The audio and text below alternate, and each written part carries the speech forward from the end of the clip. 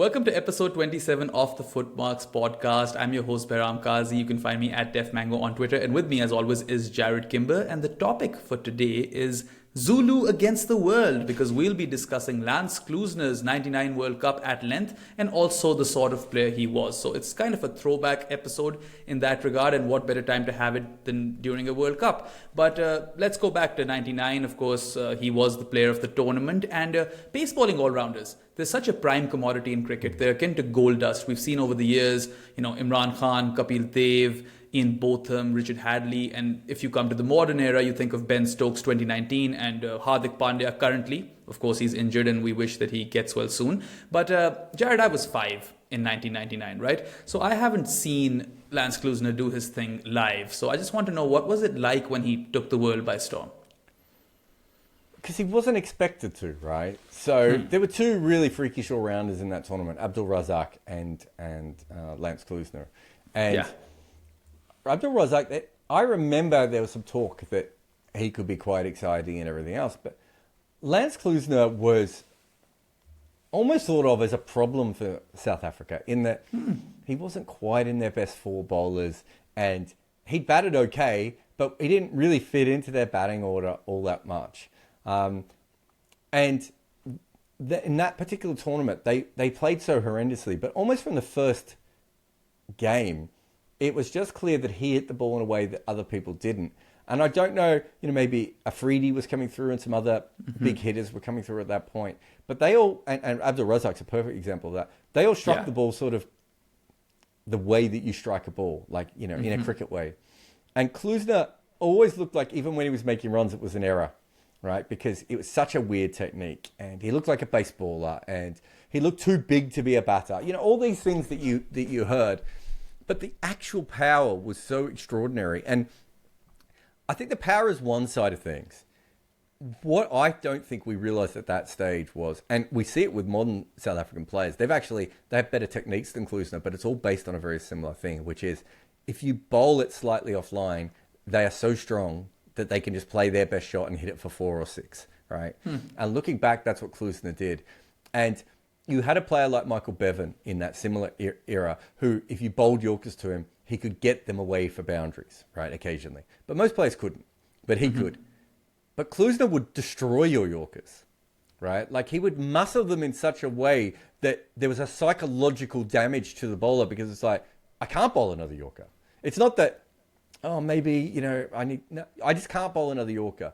And the way that he hit the ball was so revolutionary and so different to everyone else. And the way he looked and the way he batted and the way he thought about batting was also different to everyone else. That he was a T20 force, despite the fact that there was no T20 cricket. It's so, and again, it's not like someone like Afridi, who was just a natural free spirit. There was something about Klusener that it was calculated and it was muscular and it was right in your face. And in that World Cup, no one could get him out. Yeah. And I mean, you mentioned how he had that ability to hit Yorkers to the boundary and also decent deliveries, to the boundary. He had a very unique sort of technique and very, very powerful. So boundary riders didn't bother him in particular. And you also mentioned about this one time where punter, Ricky Ponting, he was in awe of the way Lance Klusener struck the ball, right? Such a big time basher and way ahead of his time. Probably born 15 years too early, I'd say. Yeah. Well, I remember when I talked to Ponta, I'm trying to remember when that was, but it was maybe around 2015-ish. It might have been a World Cup feature for that. And we had an hour with him, and Cricket Info said, "What do you want to do?" And I said, "What if we just talk to him about the evolution of batting, right, in one-day cricket?" Because no one had ever and he was really excited to do that. Like, when first we got there, he was like, "Oh, this is going to be crap." And then I told him what it was. He was like, "Oh, wow." And he brought up Klusener on his own. And they went into a training session in 99. And he was just doing range hitting. And they were all just sitting there going... And it was a combination of the power that he hit the ball. That wouldn't work very well for podcasts. I left my mouth agape, then, everyone, by the way. It was a combination of how he hit the ball, but also that he was doing range hitting. It hadn't actually occurred to them that is something that they should be looking at doing, which is now pretty much all international teams do it. And most international players and first-class players will do that if they're playing in T20 cricket or one-day cricket. But so it's a combination of he was a different kind of athlete. And I think he had, you sometimes see this when someone, it's a bit like Benny Howell, who is a batter, who then he has freedom with his second skill to do whatever he wants, right? And Klusener is very similar. He was a bowler who had a freedom to bat the way he wanted because he was never going to bat number 3 or number 4. Like, that wasn't going to be his job, right? And so he could just bat and experiment, and then you're matching his natural athletic gifts and also probably the way he saw the game, which is a little bit different than other players, with Bob Woolmer, who is like, you know, the art and science of cricket, right? And those things coming together just meant that it was very, very different. So you can imagine being a professional, you know, cricketer in 1999 coming into a session and watching someone lollipop balls down to one of the players and him bashing it out of the stadium and them all going, is this good? Is this bad? But also being, have you ever seen a professional player do range hitting up close? No, I have never seen it in the flesh. So I never saw Klusener. He was well before my time, but I've seen Chris Gale do it. I saw Chris Gale do it in Sri Lanka, where he was hitting the ball out of the stadium, and there was a tin roof on a factory, like across the thing, and he was aiming at it, right? Wow. And he was hitting it. I mean, it must have almost killed people because there was a roundabout out there too, so I'm not sure he wasn't just landing the ball. But when you see someone do that, and by that stage, I knew range hitting had existed. I'd seen other people do it, and it was still incredible. I can only imagine what it was like for the Australian cricketers who were about to win that World Cup, seeing Lance Klusener and just be like, the game has changed. And, you know, Ponting's a young guy at this point, and he's, you know, he's thought to be the cutting edge of batting and everything. And Klusener was so beyond anyone's thinking, in a way that, as I said, the only other player I would put on that level is Afridi. But Afridi's was a lot more, I just want to hit the ball hard, which is, it's like Afridi was a great slogger. And I don't mean that in a bad way, because I love him and I love the way he went about it. Whereas there was more of the science of pugilism about Lance Klusener. Do you know what I mean? He might have thought about it differently, and he might not have looked like a conventional batter, but I think he averaged 40 in first-class cricket with the bat, right? And he did it. There was more insurance, basically, when he was hitting it out there. You just felt like there was more insurance. The big difference between him and Afridi is when Klusener was batting well, you didn't think he'd miss. And I think that's the insurance thing that you're talking about. Do you know what I mean? Like, there was a real element when you were watching him batting of, we shouldn't miss this. Whereas with Afridi, he'd hit a 6 and you'd be like, well, he could miss the next 5 balls. Like, he could not hit another ball here and then hit 3 6s in a row, right? Yeah. And Klusener, it just looked, I don't want to say mechanical, but like, you know, he looked like Joe Frazier. Are you a boxing fan at all? Yeah, I know about Joe Frazier, of course. So Joe Frazier is not Muhammad Ali, right? Muhammad Ali is the one you want to be, right? But Joe does that make Afridi Sonny Bill Williams? No, that makes Afridi Muhammad Ali, because you want to be the poetic, beautiful hitter, right? But Joe Frazier got absolutely everything out of himself and did a lot of things right with his boxing, and came up in a different kind of way. Whereas Muhammad Ali just went, well, I'm gonna do this, and then eventually Muhammad Ali becomes very smart when he's older and becomes a different boxer. But young Muhammad Ali is, you know, I'm gonna keep my hands down because you're not going to be able to catch me, right?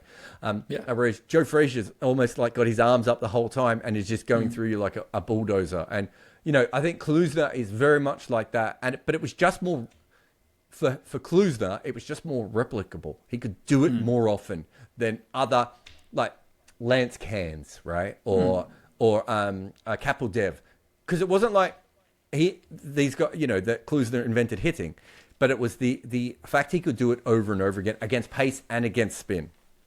Yeah, that's a pretty fun analogy over there, and also a really nice anecdote about Punter early on. Also, if anyone is keeping track of the amount of times Jarrod brings up Benny Howell in our podcast, just take a shot for every single time and let me know if you're drunk or not, because I feel like you'd probably be really challenging your liver at that point. But anyway, and yeah, range hitting kind of gave me an idea that there should be like Top Golf for batting. I'd do it. I'd love it.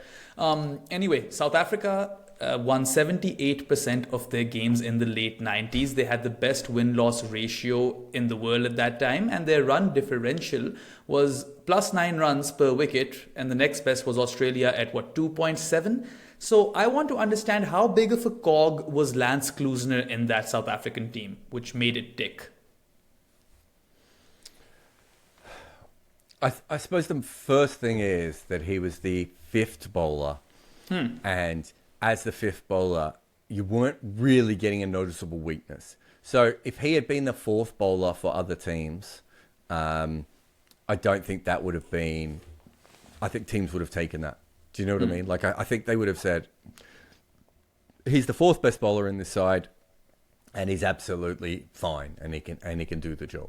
So being the fifth bowler, if you compare that to, Australia used people like Darren Lehman as their fifth bowler, right? And Pakistan had, famously five bowlers, but a lot of other teams did not. And Sachin had to be the fifth bowler, and all that sort of stuff. So now you've got a guy who can take a 7-wicket haul in a test match, who's a clever bowler, not particularly fast, but knows what he's doing. It's quite good at bowling cutters and things like that. So it meant they had no weakness in their bowling. And then with their batting, what he allowed for in their batting was that they could, because they had Boucher, because they have Sean Pollock, and I'm trying to think, is there another one I'm missing? No, I think it was just those guys. But they had the ability to bat him at number 9 if they wanted to, right? And he could bat at number 3 and he could bat at number 9. And they had so much depth to their batting and so much flexibility, which meant that there's a situation where you need Boucher to go in at number 5, and they would just move Boucher up the order to bat at number 5. And then there's a particular kind of team that you want to put pressure on. You use Klusener at number 3 or number 4.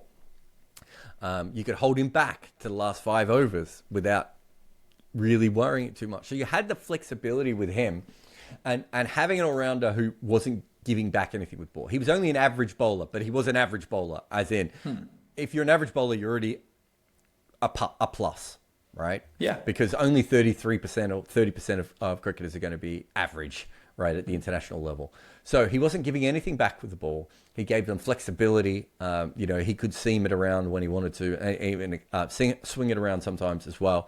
And then with the batting, also, he gave them flexibility. If they wanted a pinch hitter, he could pinch hit. If they wanted to hold him back for the death, he could do that. If they wanted, I actually think that if he played more in modern cricket, his best role is probably that Joss Buttler role, which is coming in around that 35 over mark, would have been ideal for him. And I think they didn't even get the most out of him probably in that way. But if every game they know they have 5 frontline bowling options. Oh, that Hansi Cronje was the other one. So Hansi Cronje could bowl as well. So they had 5 frontline bowling options, and they could use Hansi Cronje as their 6th bowler, and they could bat for number 9. Callis was probably around as well, right? I think Callis certainly played for them, but I don't think he was always in the one-day side. I don't know how much he played in that 96 to 99 period. I'd have to think back. But yeah, no, so Callis is another example. So sometimes they would have a batting lineup that could go to 9, and they would also have 7 bowling options. And they had Nicky Boyer as well, who maybe not quite on, obviously not as talented as the other guys, but again, gave them more flexibility within their side of what they could do. So what they had is, and the funny thing is, we talk a lot about England, but if you look at Sri Lanka in 1996, Sri Lanka basically had Chaminda Vaas at number 9, and they had multiple bowling options in their top 6. And so they had, a huge amount of flexibility available to them in that way.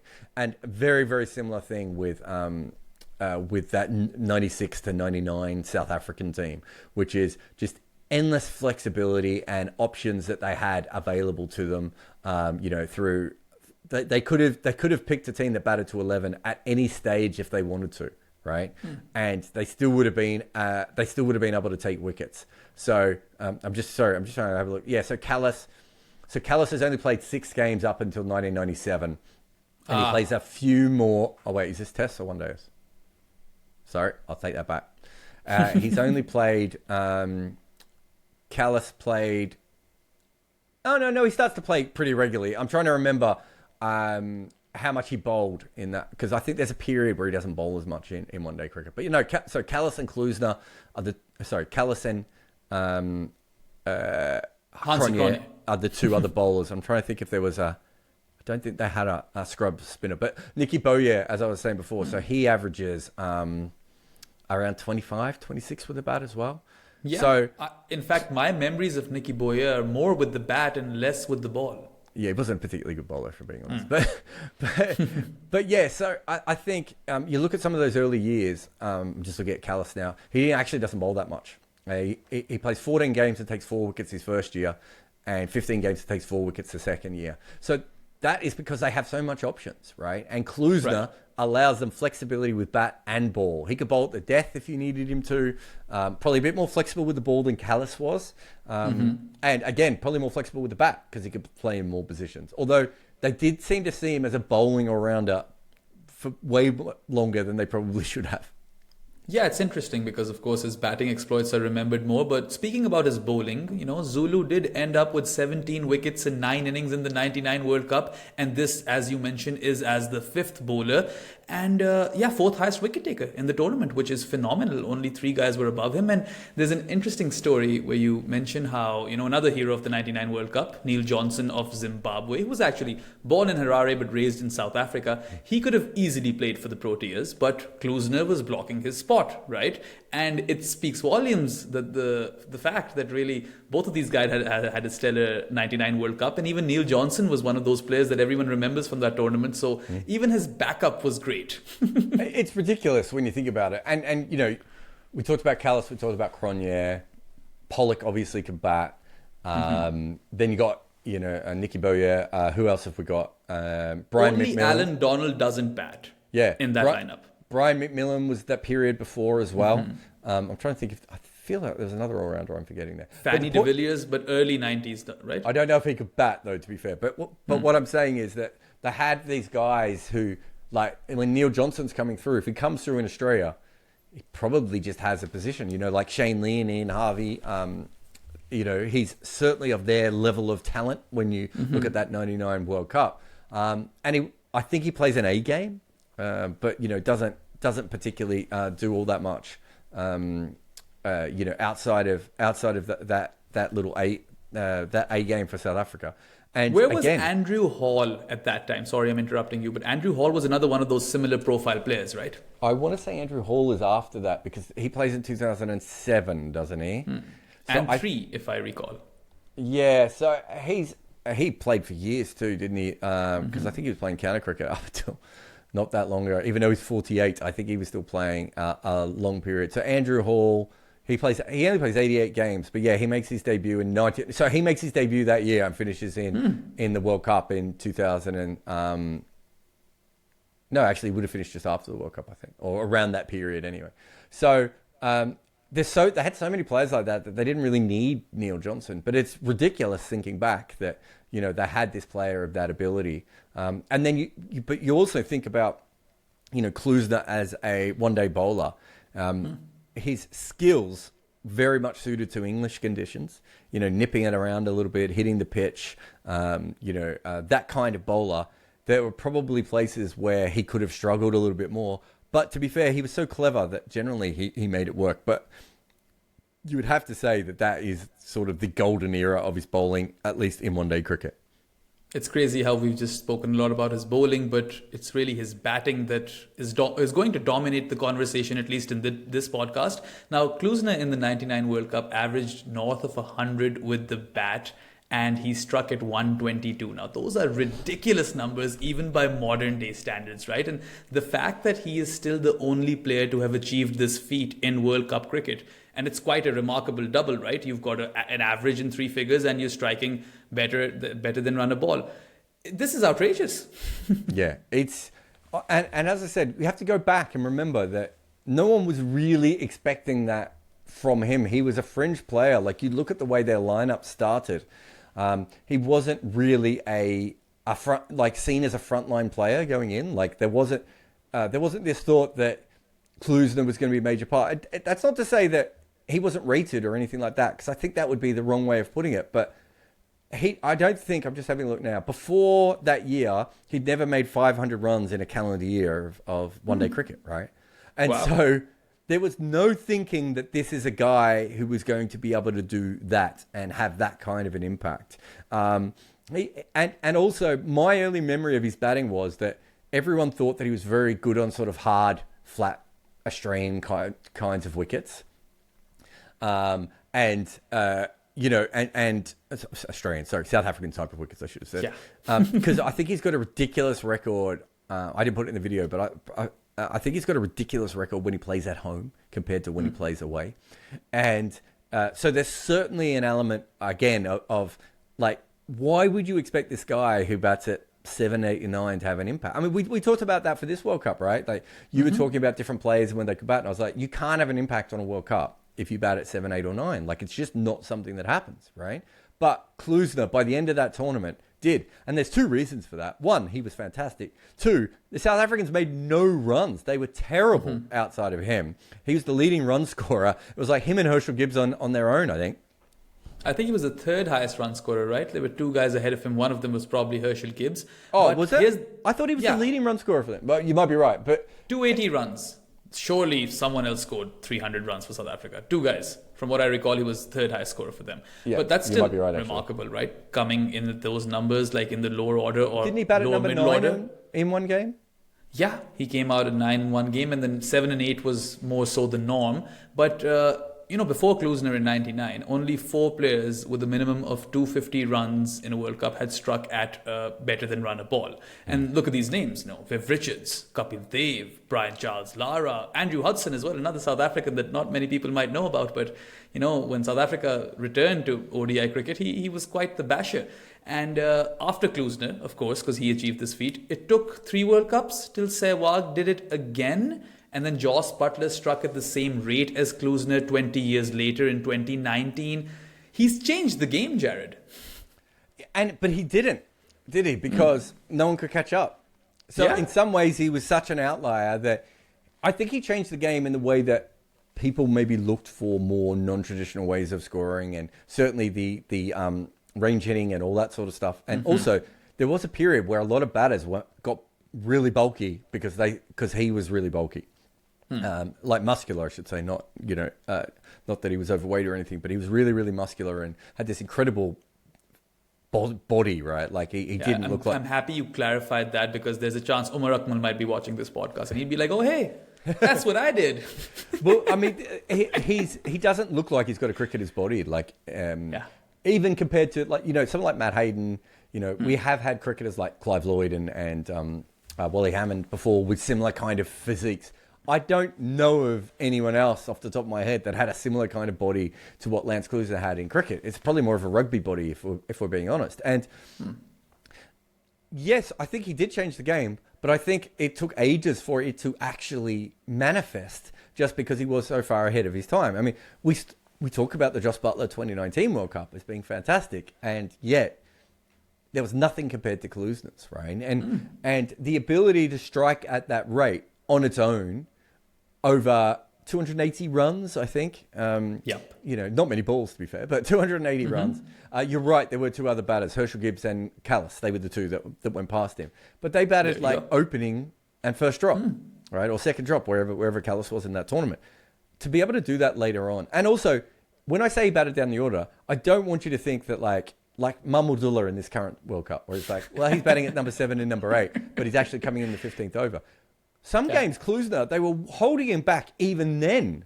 And he was coming in at with 3 or 4 overs to go. Because that's what they kind of thought he was going to be best at. And he completely changed what that was. But for me, it was always it's a combination of striking at that speed without going out. Yeah, no, and it's a remarkable, I'd say, combination, because you talk about players, even right now, we were talking about players who average more than 40 and strike it over 100. I know our team was obsessing over this, and I think Buttler, Klaasen, and David Miller, those were the 3 players that we came up with. And this guy in the World Cup struck at 122 and averaged 100. So I think that's just ridiculous. But of course, we're talking about the 99 World Cup, so we can't help but talk about that mix-up in the semi-final, the very famous run-out that Lance Klusener was... Before we get there, I think we will get there. What I found more interesting when I was doing this is, and I remember that tournament quite well, we didn't get all the games, but it was the one where the games were replayed the most. And Neil Johnson, I wanted a Neil Johnson shirt, right? And, the Bangladesh games, or the 2 Bangladesh games are quite famous. There are all these little interesting things about that World Cup. But even then, I don't think it was until I started making this project that I realized that Klusener is the bowler when Herschel Gibbs drops Steve Waugh as well. Yeah. He's involved in so many different narratives in this tournament. So for those not young enough to remember, Australia is really struggling in the first game against South Africa. And it's the last game of the Super eights, I think, isn't Sixes. it? Was it Super Sixes? Super Sixes. Yeah, which I can't remember. There was a Super 8 at one stage. There was a Super 6 at another. I can't remember which one's which. But There's been a bunch of Super 4s as well. So yeah, Super 6s is what you're looking for. And so they're playing each other. And Australia have had a terrible World Cup at this point, right? And they're, a very, very similar kind of story to, Pakistan in 92, where you're just like, they probably shouldn't be in it with a chance. They also had that game where they purposely batted slow against the West Indies to ruin New Zealand's chances of getting through to the tournament. But that's a whole different story. And so Klusener is bowling to Steve Waugh, and Australia they've just got a partnership back where I think it was him and Ponting, I want to say. They just got a partnership back where they were back in the game and probably slightly in front with this partnership. 152 for 3. That's where they were at. Yeah, that sounds right. And what were they chasing? Was it 270, 280? Yeah, it wasn't that low a score. No, I think it was a decent score, yeah. Yeah. And so he gets this half volley on the stumps and he just flicks it across the line and it's straight to Herschel Gibbs. Hits Herschel Gibbs' hands, and Herschel Gibbs, as he tries to throw it up, it just sort of rolls out the front of his hand and ends up on the ground. And, obviously Ben Stokes did it in a test match recently. Herschel never tried to claim it or anything, like it was instantly not a catch, and everyone there sort of knew that. And, yeah, as I said, Klusener is the bowler there. And so that is already a huge moment to be involved with. And then you get to the last game. And I want to... That last game is really, really interesting because it's not talked about enough. And we've got a couple of minutes, so I'm going to go through it. Yeah, go for it. South Africa, Australia don't make many runs. I think Bevan and Steve Waugh again, carried them to about 210. I should have all the scores. But I wrote this a couple of weeks 213 ago. To be specific. That was the target. All the Australians will remember this, and the South Africans have already blocked it out of their memory forever. And I've seen the highlights of this game more than I've seen of any other neutral team game, I'd say. Yeah, well, there's a funny joke that it was shown so often on English TV, despite the fact that England didn't play in this game, that Steve Elworthy, when he worked for the ECB, his staff would say, "You're about to get smashed for 6 here," because they knew the exact time that Ponting would hit Steve Elworthy for 6. But so they've got that small total, and of course Australia is flying. South Africa is flying in the chase, and it's Herschel Gibbs and Gary Kirsten. And suddenly, out of nowhere, Shane Warne comes in and rips out Herschel Gibbs with probably a ball better than the Gatting ball. And then he also bowls a ball which spins so far it goes to slip, and it's given out despite the fact that Hansi Cronje doesn't hit it, right? Like, that's how much he was ripping it that the umpire just assumed that ball had been hit.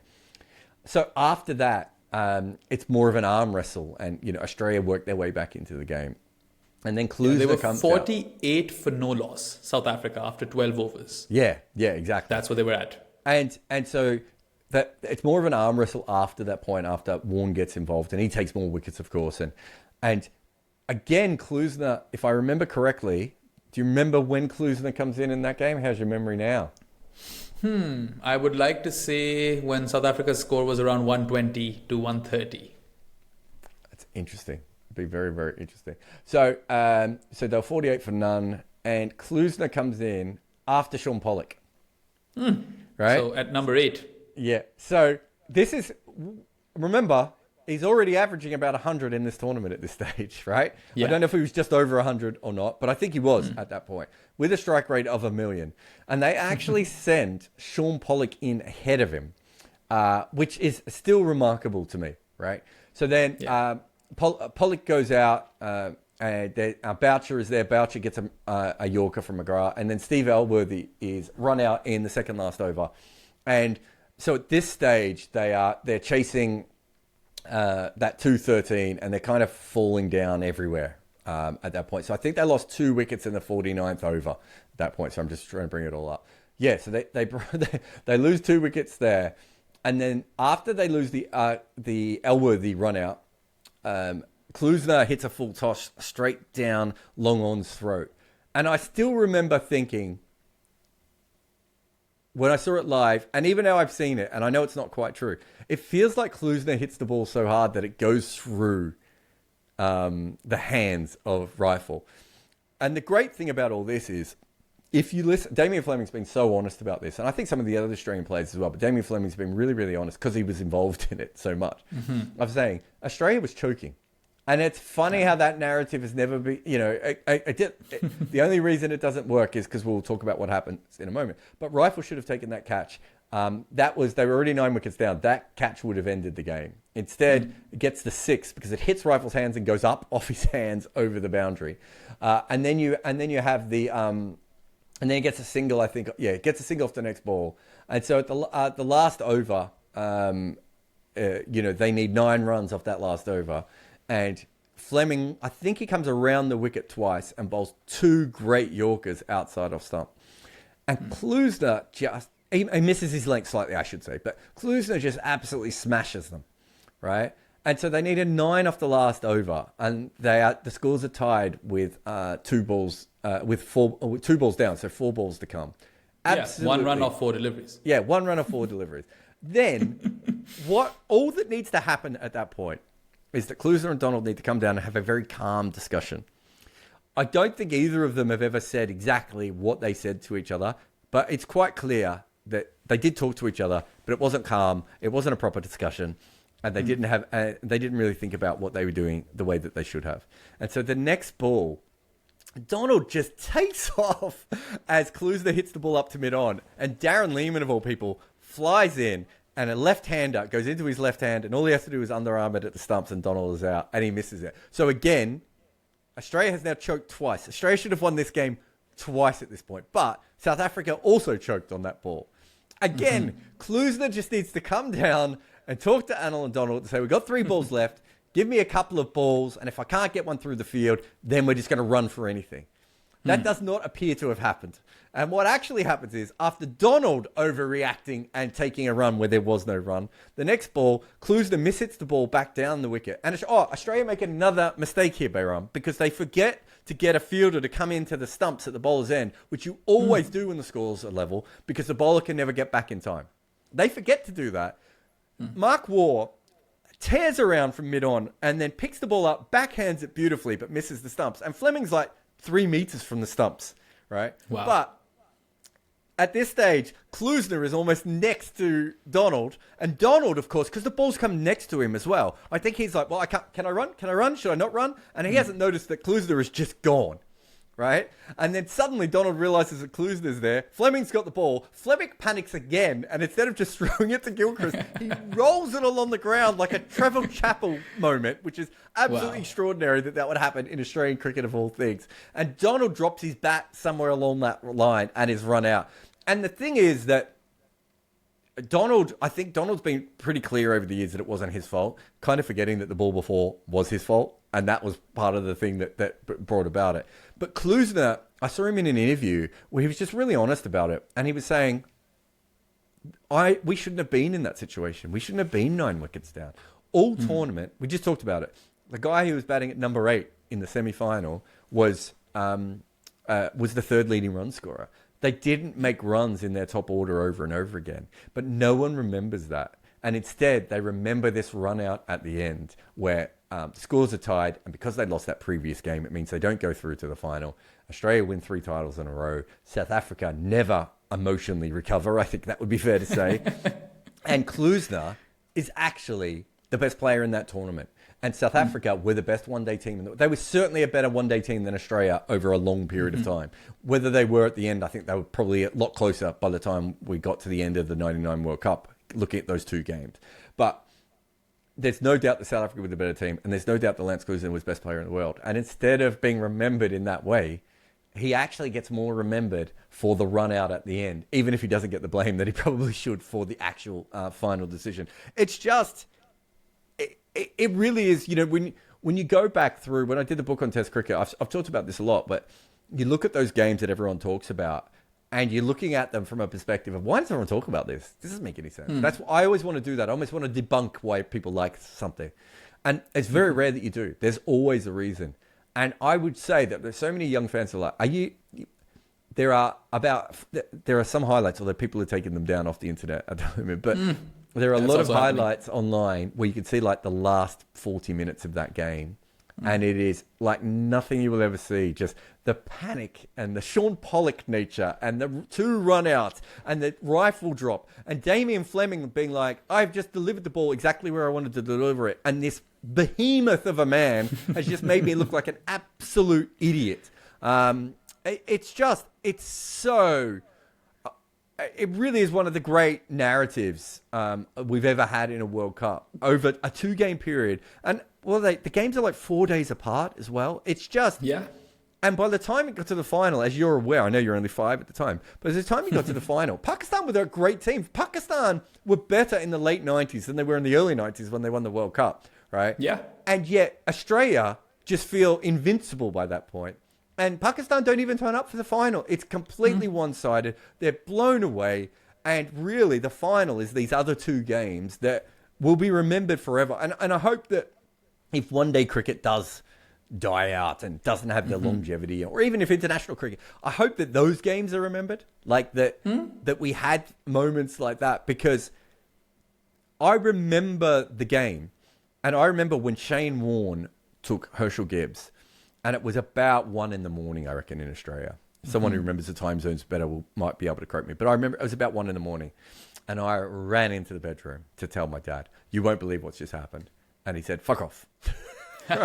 So I went back and I watched it. Then I ran back in later. I said, "You have to get up and watch this game." And he's like, "It's a one-dayer. I don't care." And I was like, "You don't understand." And then later I went, and I stayed up watching the whole thing of my own, just yelling.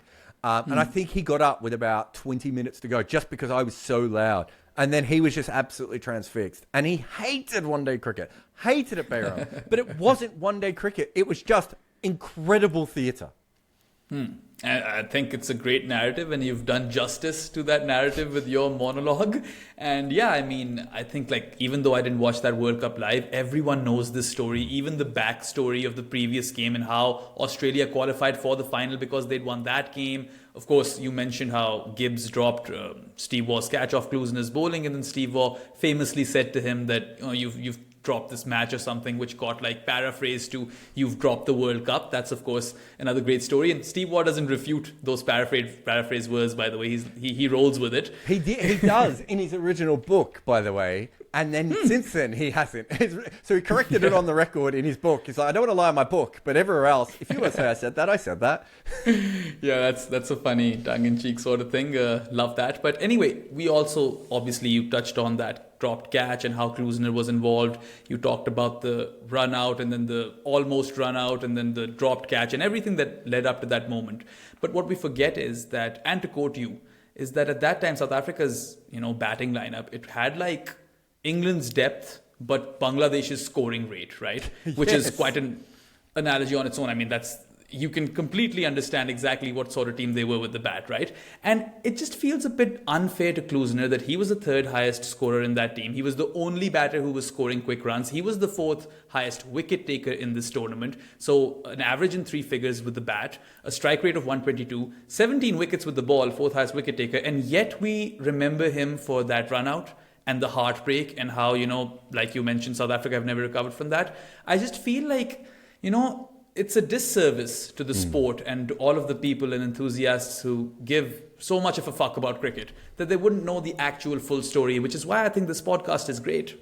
It's why I wanted to make it. So I actually started this project in 2019, and I think I was writing about Shakib and maybe Jadeja, maybe Sanjay Mandrake had made his comments around that time. I can't remember if that's what it was, but I think so. And I was writing about all-rounders, and like in the middle of this piece about how great Shakib had been in World Cups, like I had like 800 words on Klusener, and I was like, I can't. It's unfair to Shakib, and also like I can't tell the full story of Klusener in these 800 words.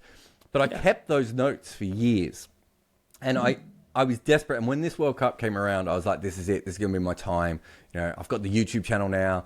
I can do exactly what I want, and I really wanted people to know that he wasn't the comedy at the end, that he was the hero that wasn't fulfilled, right? And I really wanted that to be the narrative and the story about Lance Klusener, because I think he changed the way I thought about cricket, and he gave us these incredible stories as well.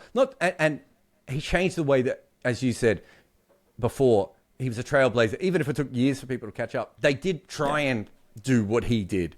You know, just all these different things. And because of that one moment where, and look, he's batting with a number 11, and maybe he did tell the number 11, and Alan Donald was not a particularly good batter. And, you know, there's that famous story about Alan Donald where he's commentating with Neil Manthorpe during a one-dayer and then suddenly realizes he's got to go in and bat next or something. Like, it's not a man who was completely thinking about batting and everything else, right? Which could have been timed out. Yeah, could have been done. So I get all that sort of stuff, but I didn't want Klusener to be remembered that way, because I think for those of us who lived it and were of the age, right? For us, Klusener was a hero all the way through, and then the team couldn't lift him up at the end. And the narrative, of course, is you don't get to see all those innings where he smashed everyone everywhere. You don't get to see the innings where he took 5 for against Zimbabwe or Kenya. Was it Kenya? I think it was Kenya. Do you know what I mean? Like, in all the things he did in the tournament that they needed at different times, right? You don't see any of that on those clips at the end. What do you see? You see him hit a couple of 4s and then be involved in that run out, right? And I wanted to show that this was one of the best. And originally I wanted to do it as a thing of, was this one of the best World Cups of all time? And it probably was. But I actually stopped and I pulled away from that. I had like 1,000 words on all these different players who'd had the best World Cups and how he compared to them. And I think I could have made a claim that it was the best World Cup that anyone ever played, right? But in the end, I was like, I don't want it to be that.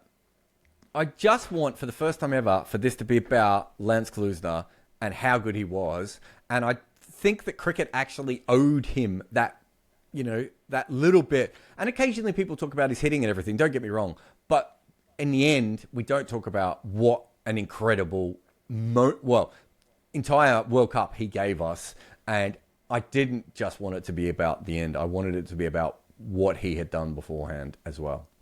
Yeah, it definitely was an MVP performance. And I think maybe sometime in the future, if you have more time, you could do the whole true strike rate and true economy sort of analysis on Klusener's World Cup as well. I can't even imagine what his true strike rate would be. Yeah, it would be absolutely ridiculous, especially if you put it on a comparative scale with his teammates. You know, his teammates were striking at 73, I think, something like that. And he's striking at 122, which is amazing. And I think it's very important that you mentioned that, sure, we've even in this podcast touched on, you know, the great knock that he played in that final leading up to, semi-final leading up to that disaster of a run out. But in that World Cup, you know, he had some great games. There's that game versus Sri Lanka in which he comes out to bat at, 7 down for 100 and something. And South Africa posts a target of 200 and then he takes wickets, I think 3 of them, to defeat Sri Lanka versus Pakistan. South Africa were 135 for 7, I think. He comes out to bat, he sees them through. There's a great game versus Zimbabwe and England and other teams as well. There's an India game too where he comes in really, really late and India have a sniff of a victory and he just goes bang, bang, bang. And it's just, his impact was so immediate and his ability, especially in those days, to hit boundaries from ball one, even now, it would stand out, right? And you're right, there are so many games all the way through, and we could go through them, and obviously I do a little bit more in the video, but it is not just the it's not just the game against Australia and then the semi-final. He was so good all the way through that tournament at different times. It was just remarkable. Yeah, really. And for those of you who haven't seen him bat, definitely, you should try and find a new YouTube channel because the one that we followed for all the highlights has been taken down. But anyway, to end this podcast, I just want to highlight how Klusener, if you look at his career numbers, he's striking at 90. He's averaging 40 plus with the bat. And considering he comes and bats at those numbers, right? 7, 8, 9, that sort of stuff. For guys who are coming in at that position, these are astronomical numbers, right? It's ridiculous. And only Mike Hussey, MS Dhoni, and who was the third one? Michael Bevan. Those are the only 3 guys who average more, in that lower middle order sort of area. And we did a pod on Moeen not too long ago, Moeen the Test cricketer, of how England have utilized him from positions 1 to 10 as a batter. Well, Klusener was something similar for South Africa, right, in ODI cricket. But, given those numbers, even if the sample size is not as big as, let's say, other stars from that era, because he had a short career, but he still had 170 odd ODIs. And with those numbers, I think he can still be considered as a great of the game. Yeah, I think you have to factor in his bowling. And if you factor in his bowling as being, as I said before, a par bowler, right? Yeah. You're not really losing anything with his bowling. He took more than a wicket a game. He averaged under 30, 4.7 runs. He wasn't exceptional, obviously, but he certainly was that. And then you're saying, well, he's in the argument to be in the best. I think I compared him to guys about number 6, 7, and 8, didn't I? I think in my piece, which is, as you said, was Dhoni, Bevan, and Hussey. I think that's right. That sounds well, right. if you compare him to Razak, right? Razak had a truckload of wickets, close to 300 in ODIs. But his batting was, not as good as Klusener's. Probably averaged 10 runs less than him. So, Razak is a perfect example of there was absolutely nothing wrong as Razak. He probably had some incredible peaks, a bit like Klusener. But Razak was, I'm just having a look now. So his bowling was an average of 32. So he didn't have as good a record with the ball, and then his batting, he averaged 29 with a strike rate of 81. Razak is, we talked about this recently. He's got phenomenal numbers, right, and should be remembered as an incredible cricketer.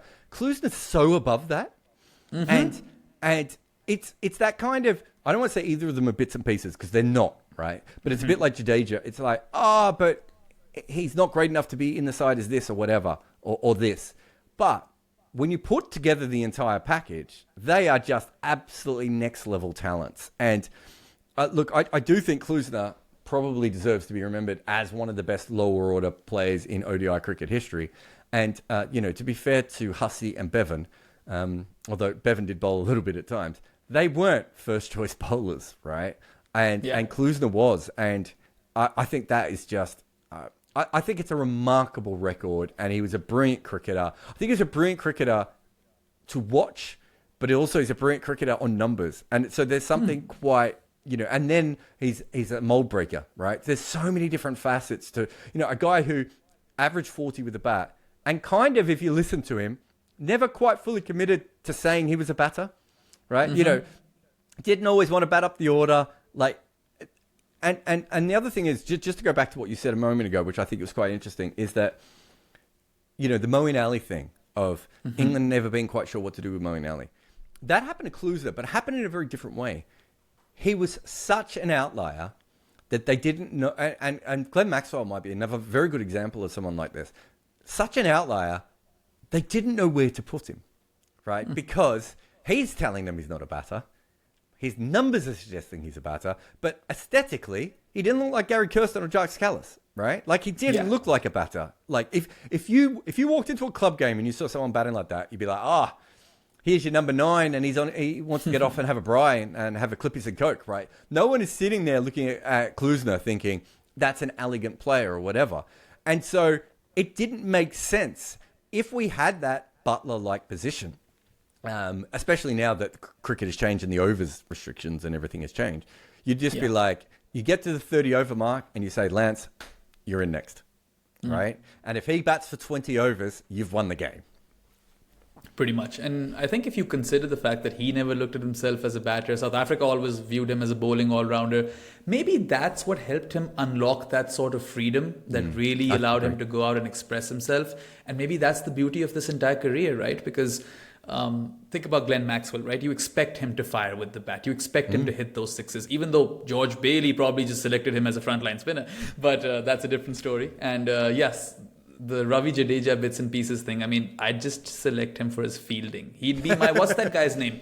What's that Glamorgan fielder's name? It's not Glamorgan, it's Gloucestershire. And Gloucestershire, Jim Fote, isn't it? Jim Fote. That's I think. Yeah, Fote. Jim Fote, yes. That's Jim right. Fote is the guy. Great hair and those shades. I would pick Jadeja just based on that. But yeah, Klusener, I think when it comes to those, that profile of player, fifth bowler and handy with the bat all-rounder, I think he was more than handy, so definitely, I think probably. He was better than most fifth bowlers, and he was certainly better than most bowlers who most number sevens, right? Like Imagine him at, playing this World Cup ahead of Marco Janssen, maybe. Oh, I mean, it would be an incredible team, right? They would have to change how they bowl. But yes, such a, what he could have been. And the thing is, he probably played in a better South African team than Marco Janssen did, all things considered. And yet, he didn't win. And that's something that, evades South African cricket. So let's see if they can turn that around this World Cup. But that's all from this That's all from this episode of the FootMarks podcast. Nailed It's been a long night, guys. I'm probably going to head and sleep. But if you enjoyed it, send in a like and subscribe to the channel. Subscribe to the other channel as well. There are two Jarrod Kimber podcasts, two Jarrod Kimber YouTube channels now. So yeah, you'll catch us again next week talking about something niche. But for now, enjoy Zulu against the world. That's all from us. Goodbye.